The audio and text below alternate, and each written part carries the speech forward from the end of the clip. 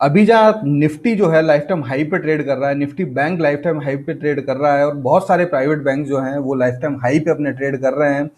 तो फिर भी यहाँ पे एक ऐसा स्टॉक जो आज हम बात करेंगे उसके अंदर अच्छा खासा अपॉर्चुनिटी है, वो अभी भी मुझे अंडर वैल्यूड लगता है। FII इसका फेवरेट स्टॉक है, काफी अच्छा स्कोप उसके अंदर नजर आता है। बिजनेस फंडामेंटली और टेक्निकल के अंदर भी काफी अच्छी अपॉर्चुनिटी वहां नजर आती है। इनवर्स हेड एंड शोल्डर वहां पे पैटर्न बन रहा है और अपने बहुत ही एक इम्पोर्टेंट जो है सपोर्ट पे वो अभी है, वहां पे इम्पोर्टेंट जो रेजिस्टेंस है उसके ऊपर है। तो वो सारी चीजें, वो सारी बातें करेंगे हम टेक्निकल चार्ट के ऊपर और बिजनेस और फंडामेंटल एनालिसिस भी करेंगे। तो चलिए स्टार्ट करते हैं और देखते हैं कि इस बैंक के अंदर जो है क्या अपॉर्चुनिटी नजर आती है। मैं बात कर रहा हूँ फेडरल बैंक लिमिटेड की। तो लेट्स स्टार्ट। और ये हमारा चैनल है, अगर आपने चैनल को सब्सक्राइब नहीं किया है तो कर लीजिएगा। डेली बेसिस पे तकरीबन शाम को 7 बजे मैं एक एनालिसिस लेके आता हूँ, एक अच्छी अपॉर्चुनिटी फाइंड आउट करके लेके आता हूँ, जिसके अंदर हम बात करते हैं कि उसके अंदर क्या पोजीशन बनानी चाहिए, होल्ड करना चाहिए, एग्जिट करना चाहिए, क्या अपॉर्चुनिटी उसके अंदर है, वो सारी बातें हम यहाँ पे करते हैं। और उसके अलावा मार्केट आर्ट्स में अगर कोई अपॉर्चुनिटी मुझे नजर आती है तो यहाँ पे मैं शॉर्ट वीडियोस में डालता हूँ, तो सब्सक्राइब कर लीजिएगा। उसके अलावा यहाँ पे बहुत सारे स्टॉक्स हैं, उनका मैं ऑलरेडी एनालिसिस कर चुका हूँ। यहाँ पे हेवल्स का किया था कल, Reliance power, Tata steel, BSL, जो प्राइवेटाइजेशन से रिलेटेड जो न्यूज आ रही है सेंट्रल बैंक ऑफ इंडिया और ओवरसीज बैंक की, उससे रिलेटेड बात हुई थी। हथवे केबल्स और बहुत सारे यहाँ पे स्टॉक्स हैं, तकरीबन 65 प्लस स्टॉक हैं जिनका मैंने एनालिसिस किया है। तो अगर आप चाहें तो उनको भी जाके एक्सप्लोर कर सकते हैं और उसके अंदर देख सकते हैं कि क्या जो है अपॉर्चुनिटी हमें नजर आती है। तो चलिए अब बात करते हैं फेडरल बैंक की। तो यहाँ पे मैं फेडरल बैंक के अंदर आ गया हूँ और फेडरल बैंक के अंदर जो है सबसे पहले इसका बिजनेस एनालिसिस करेंगे। तो बिजनेस के अंदर हम आ गए हैं और बिजनेस के अंदर अगर आप बात करेंगे यहाँ पे, तो ये बैंक जो है एक मिड कैप बैंक है और जो जिस तरीके से सारे प्राइवेट बैंक्स काम करते हैं उसी तरीके से इस बैंक का भी काम है। अच्छा खासा बैंक है और अच्छा खासा इनका बिजनेस है। वो सारी चीजें हम फंडामेंटल के अंदर देखेंगे, क्योंकि फंडामेंटल के अंदर बुक्स के अंदर देखेंगे कि बुक्स के अंदर जो है क्या अपॉर्चुनिटीज वहां पे नजर आती हैं और किस तरीके से जो बैंक है पिछले कुछ टाइम में अपना काम कर रहा है, क्या उसके अंदर एक्टिविटीज हैं शीट्स के अंदर, वो सारी चीज देखेंगे। और तो यहाँ पे ये बिजनेस के रिगार्डिंग तो मुझे नहीं लगता कि कुछ और इन्फॉर्मेशन मुझे देना चाहिए। जिस तरीके से प्राइवेट बैंक सारे काम करते हैं, जिस तरीके से लोन्स वगैरह प्रोवाइड कराते हैं और भी बहुत सारे different different type of loans होते हैं, वो सारा काम जो है ये वाली बैंक भी करती है। तो ये हो गई बिजनेस से रिलेटेड बात। तो यहाँ पे ज्यादा टाइम इन्वेस्ट ना करके चलते हैं फंडामेंटल्स के ऊपर और फंडामेंटल के ऊपर जाके देखेंगे कि फंडामेंटल के अंदर क्या अपॉर्चुनिटीज यहाँ पे नजर आती हैं, किस तरीके से ये जो है सारी एक्टिविटीज बैंक की देखेंगे। तो यहाँ पे ये मार्केट कैप जो है इस कंपनी का, इस बैंक का, जो तकरीबन 17,118 करोड़ है। उसके अलावा ROC यहाँ पे जो 6% है, ROC में बैंक के अंदर कंसीडर नहीं करता हूँ क्योंकि उनको देखने का मतलब नहीं है। डेट डेट टू इक्विटी देखा जाए तो यहाँ पे जो है 11.2 है और ये भी मैं कंसीडर नहीं करता हूँ, क्योंकि जो भी बोरोइंग्स में ये बुक्स में शो करते हैं, लेंडिंग मनी जो होती है वो सारी है, जब बोरोइंग शो करते हैं, जब डेट शो करते हैं, तो उसके अंदर भी कोई वरी करने की यहाँ जरूरत नहीं है। अब अगर देखें करंट प्राइस की, तो यहाँ पे सीधी सीधी सी अंडर वैल्यूड मैं इसलिए कह रहा हूँ क्योंकि जहाँ अब आप कोई सा भी बैंक देख लीजिए, अगर मैं यहाँ पे, अगर हम चलें और यहाँ पे अगर कोटक बैंक यहाँ पे देखें या कोई भी प्राइवेट बैंक जो इस कैटेगरी का है, अब फेडरल बैंक का हम देखें यहाँ पे सीधा सीधा, तो सबसे एक इम्पोर्टेंट बात मैं आपको बताता हूँ। यहाँ पे फेडरल बैंक के अंदर बैलेंस शीट के अंदर अगर देखेंगे आप, तो 1,84,757 की इनके पास बोरोइंग है ऑलरेडी। इतना इनके पास में जो पैसा है इनके पास में। और अगर अगर आप इसके कंपेयर में कोई भी बैंक देखेंगे, इसी लेवल की बैंक अगर देखते हैं, जो कि एक कोटक महिंद्रा बैंक को देखते हैं और यहाँ पे इनका मार्केट कैप देखेंगे, तो इसका तकरीबन डबल मार्केट कैप होगा इनका। अगर यहाँ पे देखा जाए तो बैलेंस शीट के अंदर इनके पास में जो है 3.25 लाख की जो है इनके पास में बोरोइंग है और इनके पास में तकरीबन 1,80,000 करोड़ की बोरोइंग है। तो तकरीबन अगर मैं आधा भी इसको मान लूँ यहाँ पे, तो आधा मानने के बाद में यहाँ पे अगर आप देखेंगे तो इसकी जो मार्केट कैप है वो 17,000 करोड़ है और यहाँ पे इसकी मार्केट कैप को अगर आप देखेंगे कोटक की, तो यहाँ पे 3.5 लाख करोड़ का मार्केट कैप है। तो ये सीधी सीधी बात ये बताता है कि कितना इसके अंदर स्कोप है ऊपर जाने का फेडरल बैंक का, और किस तरीके से इसके जो कॉम्पिटिटर्स हैं वो जिस तरीके से ग्रो किए हैं उस तरीके से ये भी ग्रो अच्छे कर सकता है, उसमें कोई डाउट वाली बात नहीं है। और उसके अलावा अगर आप देखेंगे तो फेडरल बैंक का जो बुक वैल्यू है वो 82.7 है और करंट प्राइस जो इसका है वो 85 है। तकरीबन उसी लेवल पे जो है ये इसका करंट प्राइस है जो कि इसकी बुक वैल्यू है, कोई ज़्यादा डिफरेंस यहाँ पे नहीं है। अगर आप कोटक महिंद्रा बैंक को देखेंगे तो ये तकरीबन यहाँ से 5 से 6 गुना जो है ये करंट प्राइस इसका है इसकी बुक वैल्यू से। तो सीधा सीधा जब पता पड़ता है कि एक प्राइवेट बैंक जो कि अच्छा बिजनेस है, जिसका सारी चीज़ें अच्छी हैं, और यहाँ पे जो है इसका करंट प्राइस अभी भी बुक वैल्यू के आसपास ही है, तो सीधी सी बात है अंडर वैल्यूड है। मार्केट कैप जो ये अभी इसका है वो डिजर्व नहीं करता है, और स्टॉक पीई भी इसका काफ़ी कंफर्टेबल है, काफ़ी अच्छे पीई पे ट्रेड कर रहा है, अंडर वैल्यूड है। तो सॉरी, तो कोई वरी करने की यहाँ जरूरत है नहीं। प्रमोटर्स की होल्डिंग की बात करेंगे तो यहाँ पे प्रमोटर की होल्डिंग 0% है। वो नीचे जाके देखेंगे कि क्यों प्रमोटर की होल्डिंग 0% है। वो सारी चीज़ें यहाँ पे जो हम जो शेयर होल्डिंग पैटर्न है उसके अंदर देखेंगे। प्लेज के अंदर कोई भी शेयर प्लेज नहीं है। डिविडेंड कंपनी अच्छा जो बैंक है अच्छा खासा देती है, तो कोई वरी करने की यहाँ पे जरूरत नहीं है। और अगर हम चले यहाँ पे अब इसके क्वार्टरली रिजल्ट्स के अंदर, तो क्वार्टरली रिजल्ट्स के अंदर अगर आप देखेंगे तो क्वार्टरली रिजल्ट के अंदर यहाँ पे रेवेन्यू के मामले में अगर यहाँ पे देखेंगे तो यहाँ पे जो रेवेन्यू है वो 3516 का है मार्च 2021 के अंदर, जो कि कंसिस्टेंट परफॉर्मेंस है यहाँ पे। नो डाउट कोई ज़्यादा ना तो ज़्यादा पिछले क्वार्टर से हुई है और ना कम हुई है। यहाँ पे कुछ यहाँ पे अभी थोड़े से प्रेशर्स में है इस तरीके के, जो मिड कैप बैंक्स और स्मॉल कैप बैंक जो हैं वो प्रेशर में है, क्योंकि कोविड की वजह से बहुत सारे एनपीएस यहाँ पे हुए। मैक्सिमम बैंक्स में एनपीएस हुए और वो जो है यहाँ पे भी हुए। यहाँ पे भी एनपीएस जो के नंबर है वो उसके अंदर इजाफा हुआ और इस वजह से काफ़ी कंसोलिडेट भी हुआ है ये स्टॉक। तो यहाँ पे जो है तकरीबन 1% के करीबन जो है तकरीबन 0.75% के करीबन यहाँ ग्रॉस एनपीए इंक्रीज हुआ, और यहाँ पे तकरीबन तकरीबन 0.5% के करीबन जो है नेट एनपीए इंक्रीज हुआ। तो ये रीजन है कि एनपीएस की वजह से जो है शेयर्स के अंदर थोड़ा सा कंसोलिडेशन आया। तो इस तरीके कंसोलिडेशन एक शॉर्ट टर्म में होता है। मैंने बंधन बैंक के अंदर भी अच्छा खासा कंसोलिडेशन हुआ था, वो रीजन था यहाँ पे एनपीएस की वजह से, और वहाँ पे जो है अच्छी खासी हमने एनालिसिस पहले भी किया था बंधन बैंक का, और उसके बाद में अच्छी खासी हमने पोजीशन बनाई और वो काफ़ी ऊपर तकरीबन 25% के करीबन हमने उससे मुनाफा कमाया, राइट। तो इसी तरीके से जो है हम इसको भी एवेल्यूट करते हैं। तो ये एनपीएस हुए नो डाउट, लेकिन इतना कोई नंबर ज़्यादा नहीं है कि उस वजह से कुछ इसको प्रॉब्लम आए। और सीधी सी बात है, जब चीज़ें ऑलरेडी नीचे बिल्कुल डाउन में होती हैं तो वहाँ से जब ऊपर जाने के चांसेस ज़्यादा होते हैं ना कि नीचे जाने के, राइट। तो ये रेवेन्यू की बात हो गई। फाइनेंशियल प्रॉफिट की बात की जाए तो यहाँ अच्छा खासा डबल के करीबन फाइनेंशियल प्रॉफिट हुआ है।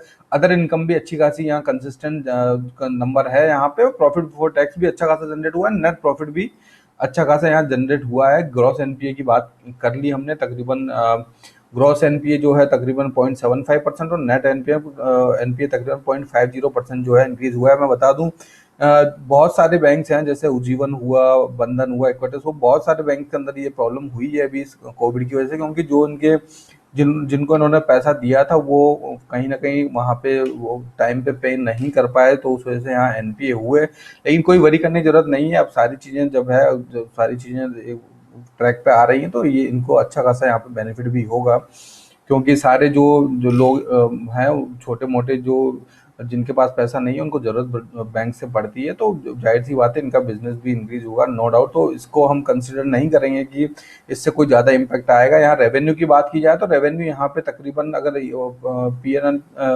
प्रॉफिट एंड लॉस के अंदर बात की जाए तो अच्छा खासा रेवेन्यू यहाँ इंक्रीज हुआ है पिछले साल से। फाइनेंशियल प्रॉफिट यहाँ अच्छा खासा इंक्रीज हुआ है। प्रॉफिट बिफोर टैक्स यहाँ पे अच्छा खासा इंक्रीज हुआ है। नेट प्रॉफिट यहाँ पे अच्छा खासा इंक्रीज हुआ है। सारी चीज़ें अच्छी हैं नो डाउट। डिविडेंड कंपनी अच्छा खासा 8% का डिविडेंड पे आउट किया है, तो वो भी एक अच्छी बात यहाँ निकल के आती है। बैलेंस शीट की बात की जाए तो बैलेंस शीट के अंदर देखिए कॉन्टिन्यूसली इन्होंने अपने रिजर्व्स बढ़ाए हैं, नो डाउट कॉन्टिन्यूसली इन्होंने अपने रिजर्व्स बढ़ाए। कोई भी ऐसा ईयर नहीं है जिसमें इन्होंने रिजर्व्स नहीं बढ़ाए। वो एक अच्छी जो फंडामेंटल कंपनी होती है, स्ट्रॉन्ग कंपनी होती है, उसकी एक तरीके से कहूँ तो ये इंडिकेशन है कि फंडामेंटल्स के अंदर जब वो रिजर्व अपने बढ़ा रही है तो एक अच्छी बात निकल के आती है। पिछले साल के मुकाबले तकरीबन इन्होंने जो है 1700 करोड़ की अपने रिजर्व्स बढ़ाए हैं। बोरोइंग की बात की जाए तो यहाँ पे borrowing in the sense banking sector के अंदर पैसा आया है, आ रहा है, लोगों का पैसा है इनके पास में, तो वो भी एक अच्छी बात यहाँ पे होती है। प्राइवेट बैंक्स जो भी बैंक्स होते हैं उनके केसेस में तो एक अच्छी खासी यहाँ पे भी नंबर निकल के आता है। यहाँ पे टोटल एसेट की बात की जाए वो भी यहाँ इजाफा हुआ है। इन्वेस्टमेंट की बात की जाए वो भी यहाँ इजाफा हुआ है। सारी चीजें अच्छी निकल के आती है। यहाँ पे कैश फ्लो की बात की जाए अच्छा खासा कंपनी के पास में कैश फ्लो है। पॉजिटिव नंबर में भी अच्छे खासे नंबर है, जहाँ नेगेटिव में चीजें थी वहां से प्लस में आई, और अब अच्छे खासे नंबर के साथ में यहाँ पे कैश फ्रॉम ऑपरेटिंग एक्टिविटी है। तो नो डाउट अब बात करते हैं इसकी जो है शेयर होल्डिंग पैटर्न की। तो यहाँ पे प्रमोटर कोई भी नहीं है कंपनी का, सीधा सीधा जो शेयर्स हैं वो एफआईआईज के पास में है, डीआईएस के पास में है और पब्लिक के पास में है। तो सबसे पहले एफआईआईज की बात की जाए यहाँ पे, तो एफआईआईज ने पिछले दिसंबर जो 2020 था उसके मुकाबले यहाँ पे मार्च 2021 के अंदर जो है 3% की अप्रोक्स जो हिस्सेदारी बढ़ाई है। उसी से जो है एफआईआईज का रुझान यहाँ पता पड़ता है। तो एफआईआईज की बात की जाए तो ये सारे एफआईआईज हैं जिनके पास में इसकी होल्डिंग है। अगर डीआईएस की बात की जाए तो डीआईएस के पास में भी तकरीबन कंसिस्टेंट होल्डिंग है, अभी थोड़ा सा यहाँ पे कम किया इन्होंने तकरीबन 0.5%, तो 0.75% तकरीबन यहाँ पे कम किया, तो वो कोई ज़्यादा नंबर नहीं मुझे लगता है। और डीआईएस के बारे में बात की जाए तो अच्छे खासे जो डीआईएस के अंदर जो बड़े बिग बिग प्लेयर्स हैं उनके पास में ये है, खासतौर से एलआईसी के पास में अच्छा खासा स्टेक है। जितने भी जो इंश्योरेंस से रिलेटेड कंपनी है मैक्सिमम उनके पास में है यहाँ पे, तो अच्छा खासा नंबर यहाँ निकल के आता है। और बहुत सारे प्लेयर्स जो हैं जिनका ऑलरेडी इसके अंदर डीआई जो है उनका इसके अंदर स्टेक है, वो एक अच्छी बात निकल के आती है। और अच्छे अच्छे प्लेयर्स हैं सारे, ऐसा भी कोई मतलब सारे प्लेयर्स काफ़ी अच्छे हैं, तो ये एक अच्छा इंडिकेशन है। उसके अलावा अगर पब्लिक की बात की जाए तो पब्लिक के अंदर भी कुछ दिग्गज हैं, उनके पास में इनका स्टेक है। यहाँ पे अगर बात की जाए तो अब्दुल कैदर के पास में इनका अच्छा खासा 4% का स्टेक है, और राकेश झुनझुनवाला जी जो है उनके पास में भी तकरीबन 2.40 का स्टेक है, वो भी एक अच्छा खासा नंबर निकल के आता है। तो पब्लिक के पास में मुझे लगता है तकरीबन 25% के करीबन होल्डिंग होगी, जो कि कंफर्टेबल है। यहाँ पे कोई इतनी ज़्यादा नहीं है, तो उसके अंदर भी कोई वरी करने की यहाँ जरूरत नहीं है। तो ये फंडामेंटल से रिलेटेड बात यहाँ पे हो गई। बिजनेस अच्छा है, फंडामेंटल्स अच्छे हैं। उसके अलावा अगर आपको बताऊं तो इन्होंने जो फंड रेजिंग के लिए कॉन्टिन्यूसली ये अभी अपने एफर्ट लगा रहे हैं। यहाँ पे तकरीबन 916 करोड़ की इन्होंने फंड रेज किया है। जो आईएफसी है, इंटरनेशनल फाइनेंशियल कॉर्पोरेशन है, उनसे तकरीबन 916 करोड़ की फंड का जो है अप्रूवल जो है शेयर होल्डर ने दे दिया है। उसके अलावा यहाँ पे जो है इनका जो टारगेट है वो 4000 करोड़ का है। अगर यहाँ पे अगर क्विकली अगर न्यूज इसके अंदर देखें तो यहाँ पे अगर सर्च करें यहाँ पे, तो यहाँ पे इस तरीके से एक इन्फॉर्मेशन है जो क्विकली देखते हैं। यहाँ पे तकरीबन 916 करोड़ का फंड रेज के लिए अप्रूवल दिया है यहाँ पे जो इनके जो बोर्ड ऑफ डायरेक्टर्स हैं उन्होंने। उसके अलावा ये सारी चीजें हो गई 916। और उसके अलावा अगर यहाँ पे अगर देखेंगे तो the board also decided to raise up 4000 crore by issuing equity share और other instrument through various modes and 8,000 crore by issuance of debt security Indian and foreign currencies. तो यहाँ पे सीधा सीधा ये पता पड़ता है कि ये एक्सपेंशन के ऊपर है, फंड रेजिंग कर रहे हैं, अपने बिजनेस को और ग्रो करना चाहते हैं, क्योंकि एफआईआई और डीएस के पास में तो उनसे अप्रूवल लेना जरूरी है। तो यहाँ पे 916 करोड़ का ऑलरेडी अप्रूवल आ चुका है, और ये इनके लॉन्ग टर्म जो टारगेट है उसके बारे में बात हो रही है। तो जाहिर सी बात है जब एग्रेसिवली और सारी चीजें अच्छे से काम कर रही हैं, और यहाँ पे जो है कंफर्टेबल जोन के अंदर सारी चीजें हैं, और सारी चीजें जो हैं इनका जो करंट प्राइस है वो बुक वैल्यू के तकरीबन लमसम बराबर है। सारी चीजें यहाँ पे बुक्स वगैरह सारी क्लीन है। अच्छे खासे जो इन्वेस्टर्स हैं उनका इन्वेस्टमेंट यहाँ पे है। तो नो डाउट कि ये शेयर के अंदर अच्छी खासी अपॉर्चुनिटी नजर आती है। उसके अलावा आप टेक्निकल्स के अंदर देखते हैं कि टेक्निकल्स के अंदर क्या अपॉर्चुनिटी नजर आती है। तो टेक्निकल्स पे जाने से पहले if you are liking this video please hit the like button, so I would know कि क्या रिस्पॉन्स है। और उसके अलावा जो है चैनल को सब्सक्राइब जरूर कर लेना अगर नहीं किया है तो, और शेयर भी जरूर कर लेना, और बेल जो आइकन है उसको भी अलर्ट कर लेना, ताकि एक्टिवेट कर लेना, ताकि सारी जो है इन्फॉर्मेशन जो है आपको मिलती रहे।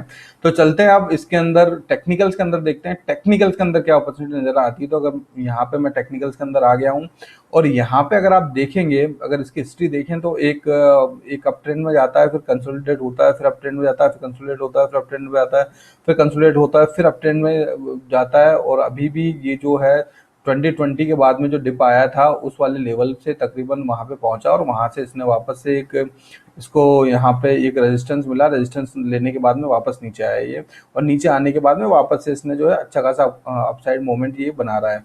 तो यहाँ पे अब ये तो इसकी जो किस तरीके से इसकी एक्टिविटी है ओवरऑल वो हमने देखा। अब यहाँ पे देखते हैं कि अपॉर्चुनिटीज जो है वो क्या यहाँ पे अवेलेबल है। तो सबसे पहले तो यहाँ पे देखेंगे जो आरएसआई है वो कंफर्टेबल है अभी यहाँ पे, तो आरएसआई के अंदर कोई वरी करने की जरूरत नहीं है। अगर डीएमएस की बात की जाए, डे मूविंग एवरेजेस की बात की जाए, तो तकरीबन वहीं पर ट्रेड कर रहा है अभी, तो उसके अंदर भी कोई वरी, तीनों जो लाइंस हैं वहीं पर ट्रेड कर रहा है अभी, तो कोई वरी करने की यहाँ जरूरत नहीं है। और स्पेशली जो यहाँ पे 50 डे मूविंग एवरेज है वहीं पे ये जो कंसोलिडेट हो रहा है, तो ये भी एक अच्छी बात नज़र आती है, क्योंकि यहाँ से जो है ये डे मूविंग एवरेज से अगर ज़्यादा गैप ऊपर होता है या ज़्यादा गैप नीचे होता है, तो ऊपर होता है तो हमें थोड़ा सा इग्नोरेंस वहाँ पे रखनी पड़ती है, और नीचे होता है तो उसको कंसीडर करने की प्रोबेबिलिटी और बढ़ जाती है। तो ये चीज़ तो हो गई डीएमए तो आरएसआई के रिलेटेड। अब यहाँ पे चलते हैं, यहाँ पे देखते हैं। तो यहाँ पे अगर आप देखेंगे तो ये एक इम्पोर्टेंट रेजिस्टेंस है, ये इम्पोर्टेंट रेजिस्टेंस यहाँ होने वाला है, जो कि तकरीबन ये लेवल अगर हम देखें तो 91.90 9192 का लेवल रहेगा, क्योंकि ये इसका जो है पिछली बार जो डिप आया था वो यहीं से आया था, और यहाँ पे शेयर जो है कई बार कंसोलिडेट यहाँ पे हुआ है, यहाँ पे गया भी है कई बार।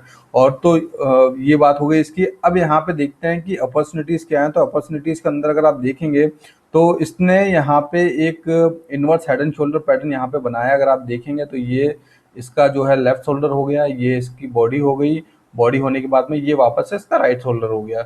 अब इसने क्या किया, ये यहाँ पे राइट शोल्डर तो बनाया और उस लेवल पे गया, और उसी लेवल से वापस से कंसोलिडेट हुआ, वापस से नीचे आया, राइट। अब इसके अंदर क्या होगा, देखिए सबसे पहले अब ये यहाँ से जब एक ब्रेकआउट देके जाता है, सबसे इंपॉर्टेंट लेवल यही होगा जो मैंने आपको बताया 91 92। यहाँ अगर आप चाहें तो अभी करंट लेवल जो जहाँ पे ट्रेड कर रहा है वहाँ पे 85.70, वहाँ पे भी कुछ पोजीशन बना सकते हैं। लेकिन मैं जो यहाँ पे इसके अंदर इंटरेस्टेड मैक्सिमम रहूंगा वो इस लेवल पे रहूंगा जब ये इससे इस वाले लेवल से ब्रेकआउट देता है। उसका रीजन क्या है, एक बार यहाँ पे गया, ये यहाँ पे भी गया, यहाँ पे भी गया, यहाँ पे गया, बहुत बार इसने रेजिस्टेंस लिया, और जब यहाँ से ब्रेकआउट देके जाएगा तो अच्छे खासे वॉल्यूम के साथ में, अच्छे खासे नंबर के साथ में, अच्छे खासी अप ट्रेंड के अंदर ये शेयर नजर आ सकता है, क्योंकि ये इंपॉर्टेंट रेजिस्टेंस इसका है। और इंपॉर्टेंट रेजिस्टेंस को जिस तरीके से ब्रेक करना आसान नहीं होता, उसी तरीके से जब वो ब्रेक हो जाता है तो फिर उसको वापस रोकना, नीचे लाना भी आसान नहीं होता है। तो ये यहाँ पे एक inverse head and shoulder pattern बन रहा है, तो अच्छे खासा नजर आ रहा है। और यहाँ पे अगर आप ये देखेंगे तो एक कप विद हैंडल पैटर्न भी यहाँ पे नजर आ रहा है, और यहाँ पे multiple cup with handle pattern भी बन सकते हैं, क्योंकि ये इसने कप बनाया, कप बनाने के बाद में इफ यू कैन सी ये एक कप बना, कप बनने के बाद में ये इसका हैंडल बना, और ये वापस से एक कप कंसिडर हुआ, और ये वापस से एक हैंडल बनाने के बना सकता है यहाँ पर, यहाँ से एक अच्छा खासा ब्रेकआउट दे सकता है।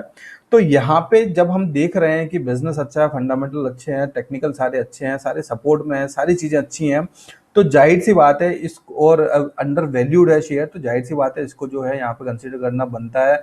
बिजनेस के पॉइंट ऑफ व्यू से जब अच्छी खासी न्यूज़ भी यहाँ पे, न्यूज़ इन द सेंस की पॉजिटिव साइड में न्यूज़ यहाँ पे निकल के आती है। ऑलरेडी कुछ कुछ अप्रूवल्स मिल गए हैं, कुछ अप्रूवल्स बाकी हैं, और इनकी जो फ्यूचर प्लान यहाँ पे दिखता है 4000 और 8000 करोड़ का, तो सारी चीज़ें यहाँ पे मुझे क्लियर नज़र आती हैं कि इसको एक अच्छा खासा जो है यहाँ पे लेवल जो है ये शेयर दिखा सकता है, नो डाउट, तो उसके अंदर तो कोई डाउट है नहीं। अब क्विकली एक बार इसके टारगेट की तरफ देखते हैं, तो टारगेट इसके अंदर जो नज़र आता है वो अच्छा खासा टारगेट है। अगर आप यहाँ से देखेंगे तो यहाँ से अगर टारगेट को देखा जाए तो इतना ही टारगेट अपसाइड में नज़र आता है, और वो नंबर जो है वो नंबर यहाँ से निकल के आता है तकरीबन 156.75। और अगर आप इसको करंट लेवल से देखेंगे तो करंट लेवल से अगर मैं देखूं यहाँ पे, तो यहाँ पे करंट लेवल से ये जो टारगेट है जिस पे ये अभी ट्रेड कर रहा है, वहाँ से ये तकरीबन जो है 85.29% का यहाँ पे जो है एक अपसाइड देखने को मिलता है, और उसके बाद में भी आप होल्ड कर सकते हैं, क्योंकि अच्छा शेयर है, फंडामेंटली और सारी चीज़ों से अच्छा है, तो लॉन्ग टर्म के अंदर भी आपको अच्छे खासे रिटर्न दे सकता है। तो ये हो गई आज की बात। चैनल को सब्सक्राइब नहीं किया है तो कर लेना, ताकि सारी अपॉर्चुनिटीज, सारी चीज़ें जो भी डिस्कशन हम करते हैं वो एक फ्रूटफुल रहें आपके लिए भी। और शेयर करना जरूर मत भूलिएगा अगर आपको कंटेंट अच्छा लगता है तो, अगर अच्छा नहीं लगता है तो डिसलाइक भी कीजिएगा, no nothing to worry about. तो this is for today guys, कल वापस मिलेंगे एक एनालिसिस के साथ में, एक अच्छी अपॉर्चुनिटी के साथ में। कुछ फाइंडिंग्स मैंने की हैं उसके बारे में बात आपसे करना चाहता हूँ, तो कल उसके बारे में बात करेंगे। In the meantime take care, bye bye, कल वापस मिलते हैं।